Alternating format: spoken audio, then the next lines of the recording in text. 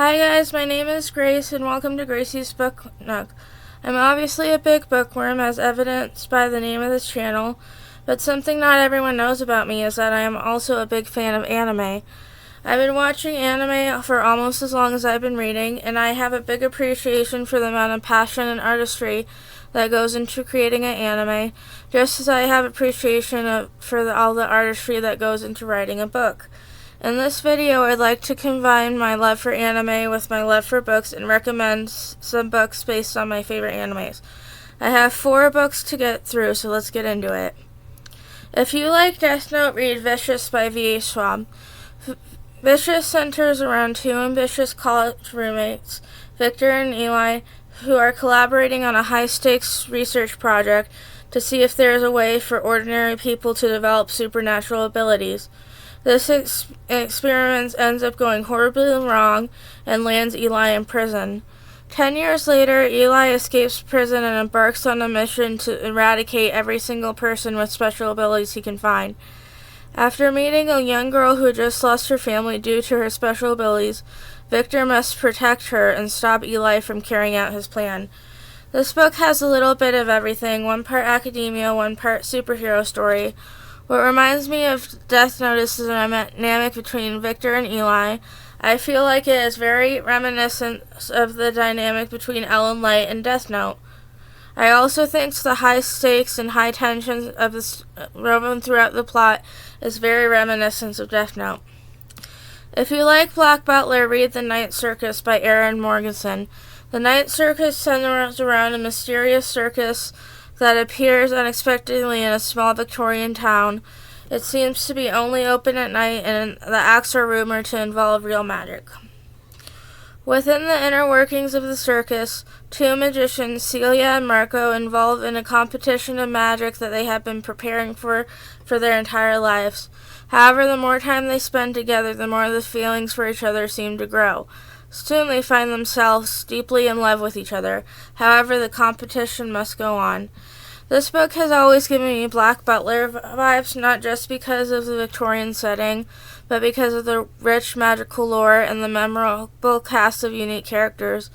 I don't think Celia and Marco would feel at all out of place in the Black Butler universe.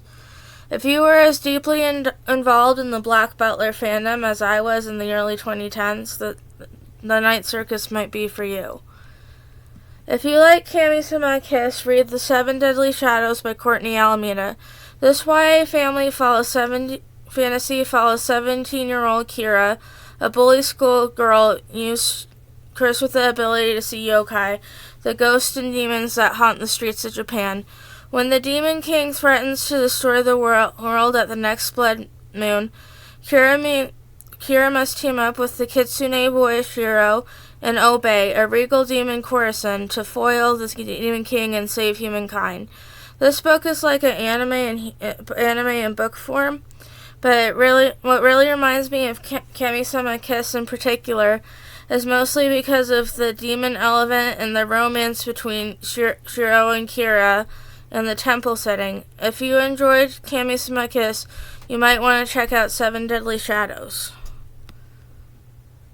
If you like Violet Evergarden, read The Death of Jane Lawrence by Caitlin Starling. Set in the Victorian era, The Death of Jane Lawrence follows a cold, logical young woman named Jane Lawrence, who must find a husband who will allow her to remain independent and continue her work. She sets her sights on a reclusive doctor who agrees to marry her on the condition that she never venture into his family manor. As time goes on, she comes to realize that her secretive husband may not be who he says he is. This book reminds me of Violet Evergarden, not just because of the Victorian setting, but because of the similar personalities of Jane and Violet.